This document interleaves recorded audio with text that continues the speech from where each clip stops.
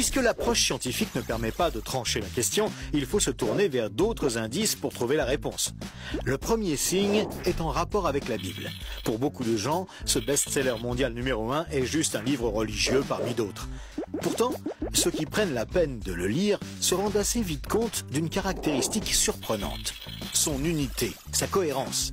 Bien que sa rédaction ait demandé 1500 ans, elle nous dévoile un propos cohérent qui s'est construit progressivement au cours des siècles et qui apparaît au final comme un édifice impeccable, majestueux, et qui dépasse totalement ceux qui l'ont construit. Des premières pages aux derniers mots, elle est centrée autour d'un même sujet, la connaissance de Dieu, le Messie et le plan du salut divin pour l'humanité.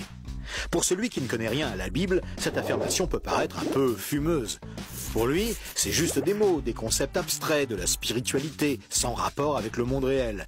Mais pour celui qui la lit et cherche un peu, l'évidence devient de plus en plus écrasante que quelqu'un, derrière ce livre, au travers de centaines d'épisodes, de miracles, de prophéties et d'événements surnaturels, quelqu'un a construit un message qui nous est adressé. Par exemple, Moïse expose clairement la base de la relation avec Dieu et annonce la venue du Messie. 5 siècles plus tard, David, parmi d'autres, prophétise les détails de la crucifixion tout en engendrant les ancêtres de Jésus. 300 ans plus tard, c'est l'œuvre monumentale d'Ésaïe qui complète de façon saisissante le portrait du Messie, annonce son sacrifice, sa résurrection et la future restauration mondiale.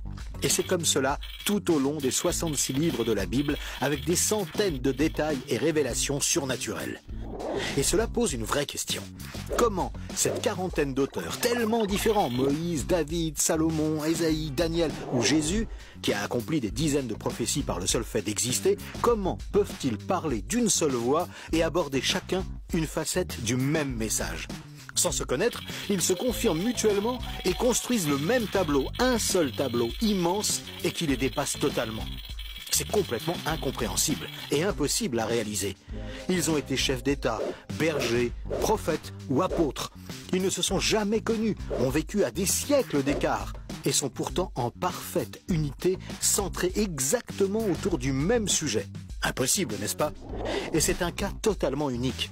Ni le Coran, qui ne s'appuie que sur un seul homme, sans antécédent, ni aucune confirmation postérieure, ni les écrits hindous, truffés de récits légendaires, ni aucun texte religieux de l'Antiquité n'a ce caractère unique. La Bible seule comporte cette sorte de filigrane attestant de sa véritable origine. Le second signe est lui aussi au cœur des passions les plus extrêmes. Il s'agit du peuple juif.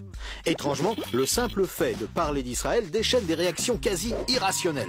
Certains veulent son extermination, alors que d'autres le voient comme le paradis sur terre. Mais si on veut bien rester calme et juste considérer les faits, l'histoire, il y a pourtant de quoi s'interroger sérieusement.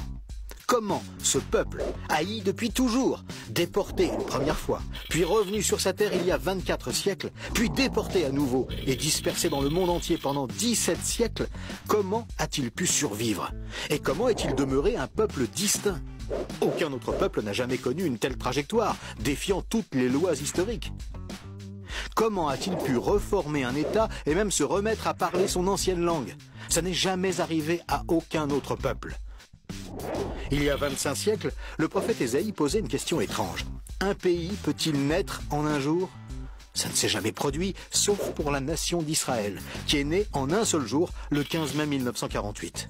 Et cela, à peine 3 ans après la fin de la guerre et la solution finale mise sur pied par Hitler pour les exterminer. Et ce n'est pas tout. Le lendemain, Israël était attaqué par les armées de 4 pays arabes, supérieurs en nombre et en armement, et il a pourtant gagné la guerre.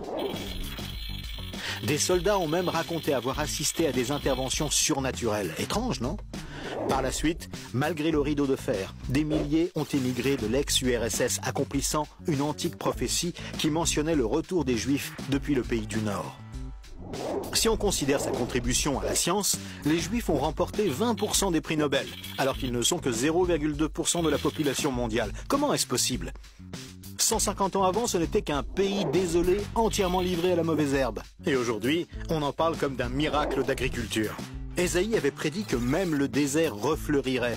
Et on trouve aujourd'hui des cultures jusque dans le Negev. Interrogé par le roi de Prusse, Frédéric II, qui lui demandait une preuve de l'existence de Dieu, son chapelain lui avait répondu « Les Juifs, sire, les Juifs ». Et d'où vient la première religion mondiale? de Jésus, un juif, dont l'enseignement, la mort et la résurrection continuent à impacter en profondeur la société humaine. Évidemment, ce peuple est loin d'être un modèle, et il a souvent sombré dans la corruption.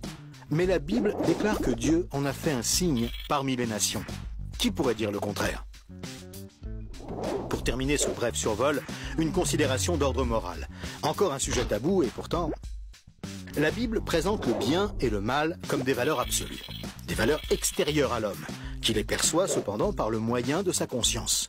Au contraire, la vision matérialiste de l'homme affirme que le bien et le mal sont des notions culturelles, relatives, résultant d'un long processus évolutif de l'être humain.